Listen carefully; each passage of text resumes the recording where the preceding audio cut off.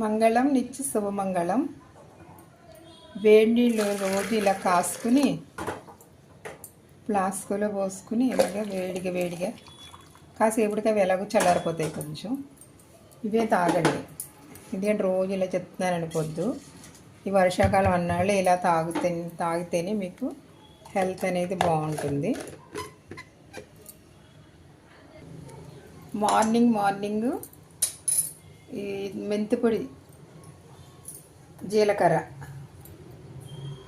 నేను ఇదివరకు చేశాను, ఒక వీడియో చేశాను, నా ఛానల్లో ఉంటుంది చూడండి. ఇది 2 స్పూన్లు మెంతిపొడి, జీలకర్ర కొంచెం వేయించుకుని వేసుకుని ఈ గోరువెచ్చని నీళ్ళు వేసుకుని